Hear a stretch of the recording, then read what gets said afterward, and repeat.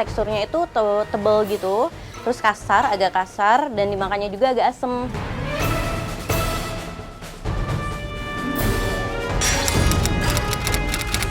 Si hitam yang bikin mabuk kepayang.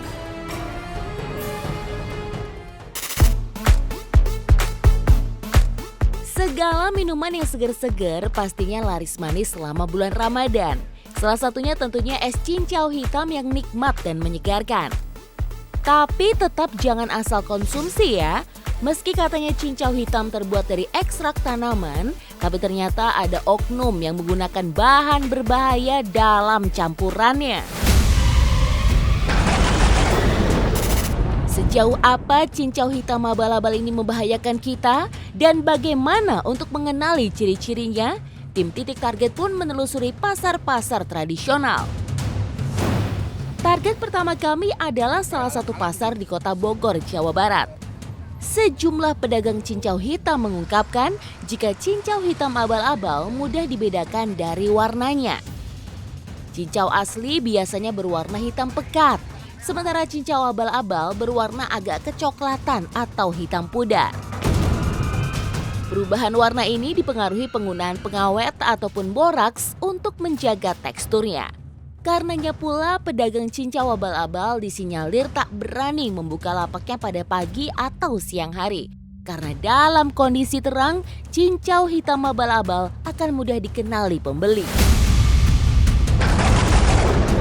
Dia kecil-kecilnya coklat warnanya, agak coklat.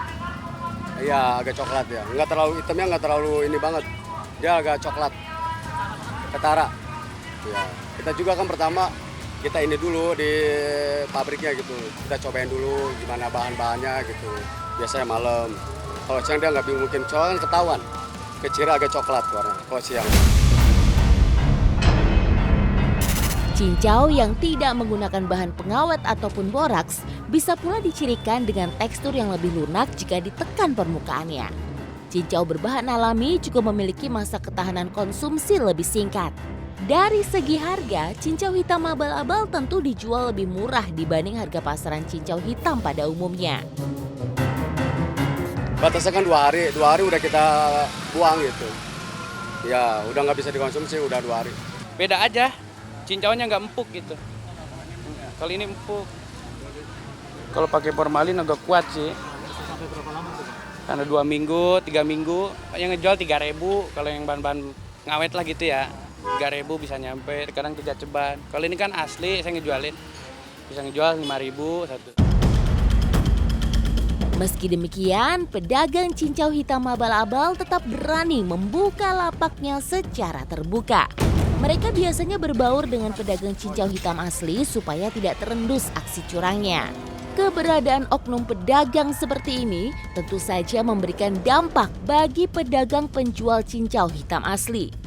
Mirisnya, sejumlah oknum pedagang nakal bahkan punya langganan yang sengaja menggunakan cincau murah pada produk dagangannya. Ngerugiin orang aja gitu, cincau nggak seberapa harganya gitu. Ya, pakai pengawet segala gitu ya. Kadang bikin sendiri yang begitu mah, jarang ada yang ngejual soalnya. Bikin sendiri dari rumah dibawa ke pasar. Untuk mendapatkan cincau hitam asli untuk dijual kembali juga bukan perkara mudah. Pedagang perlu selektif memilih tempat produksi cincau hitam. Pasalnya kepercayaan konsumen menjadi taruhannya. Denny, salah seorang pedagang cincau hitam, mengaku sempat tertipu membeli cincau hitam dari produsen cincau di kampung halamannya di Cianjur. Ia bahkan mengalami mual-mual setelah mencoba memakannya. Alhasil, pedagang cincau ini tak berani menjual kepada konsumen langganannya. Ya takut buat orang banyak kan ya, ini mah kita cari yang aman aja. Kan saya udah nyoba, bagus, enak aja, kenyang. Kalau nggak ada rasa pahit apa gitu.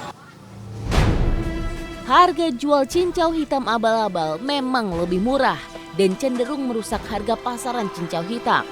Pembeli biasa terpikat dengan harga ini. Namun di balik harga yang murah, cincau abal-abal pun bisa mengancam kesehatan. Jangan dibeli lagi lah, kasihan nanti. yang belanja sama kita kan nggak percaya dia nanti. Kerasalah di lidah ada bedanya kalau ada boraknya itu, rasanya pahit. Meski cincau abal-abal banyak beredar, tak semua pembeli cincau hitam mudah tergiur dengan harga yang lebih murah. Sejumlah konsumen tetap menomorsatukan kualitas. Kalau yang ini gak kenyal, enak gitu. Kalau yang murahan itu? Yang agak encer-encer kayak bikinan agar gitu. Ya, enak juga kita nyalahin sama yang jual. Kita kan orang pembeli, cuman ya yang dipikir mah yang beli mah pengen yang bagus sih gitu ya. Yang aman lah buat kena perut. Apalagi sekarang bulan puasa kan ya, harus sehat lah intinya gitu. Lilis mengaku lebih menyukai membeli cincau hitam langsung ke pasar daripada beli dari pedagang minuman. Pasalnya, dengan membeli langsung di pasar, ia lebih tahu tekstur asli cincau hitam sebelum dicampur ke dalam minuman. Karenanya, Lilis mengaku selalu mendapat cincau hitam yang terjamin kualitasnya. Kalau jajan yang di SS itu jarang, mendingan bikin sendiri aja gitu. Bagus dari bikin sendiri, dari gulanya apa gitu kan kalau di rumah gitu. Tapi masih ada juga yang nggak pakai merek, masih ada. Tapi kalau ini udah pakai merek udah bagus gitu. Selama bulan puasa, banyak konsumen yang rutin membeli cincau hitam. Sebagian mereka biasanya membeli cincau dalam kemasan bermerek agar lebih terjamin keasliannya. Dian misalnya, ibu rumah tangga ini bahkan mengaku tak pernah merasakan kejanggalan ketika mengkonsumsi cincau hitam bermerek. Ya, aku punya anak kecil, jadi aku takut ya, makanya pilih-pilih ya, gitu, nggak sembarangan. Iyalah, yang penting kualitas. Daripada yang murah kan buat kesehatan nggak bagus. Lain halnya yang dialami Luciana, warga Cilebut, Kabupaten Bogor. Ia mengaku mendapat pengalaman buruk ketika membeli cincau hitam di pasar. Teksturnya itu tebel gitu, terus agak kasar, dan dimakannya juga agak asem. Awalnya kan saya kurang tahu ya kalau itu tuh asam dan kurang bagus. Jadi waktu saya bikin itu pas saya rasain ternyata hasilnya kurang enak, asam gitu. Akhirnya nggak dilanjut untuk dimakan. Cincau hitam abal-abal muncul seiring banyaknya permintaan cincau hitam di saat bulan Ramadan. Produsen sengaja menggunakan pengawet dan boraks demi keuntungan belaka. Beno, sebut saja demikian nama salah seorang pelaku.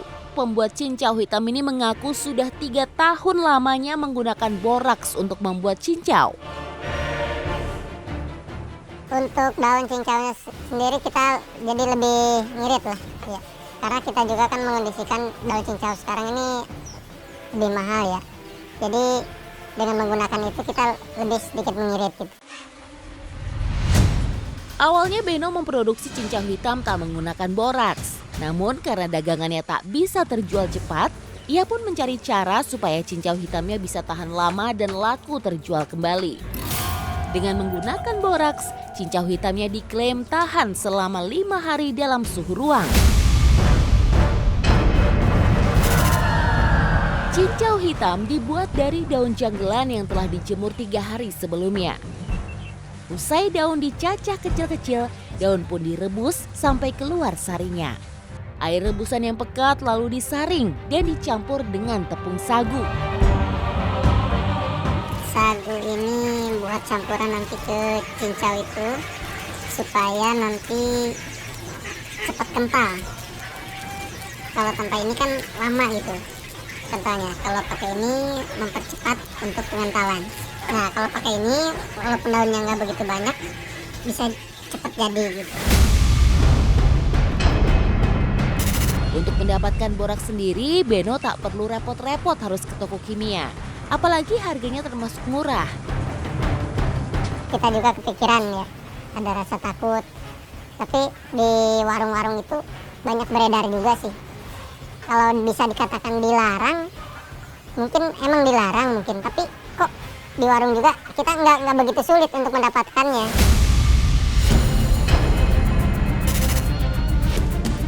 Satu kotak cincau dihargai Beno Rp40.000. Jika dilihat secara fisik, cincau Beno benar-benar padat, kenyal, dan tak mudah hancur. Betul, dari warna juga lebih kinclong, lebih jelas gitu, warna pekat hitamnya itu lebih jelas. Semua cincau dijual kepada pedagang untuk nantinya dibeli para konsumen. Beno mengaku tak pernah menjual cincau hitam dalam jumlah besar agar tak mengundang kecurigaan. Untuk sementara ini kita selama ini alhamdulillah kita belum ada keluhan apa-apa gitu ya tentang penggunaan cincau yang kita produksi sendiri dengan menggunakan bahan tersebut. Selama ini tidak ada.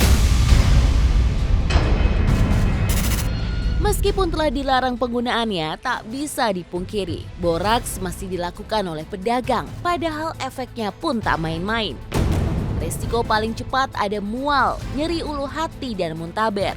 Sedangkan efek jangka panjang bisa merusak kinerja organ hati yang dipaksa terlalu keras menetralisir racun.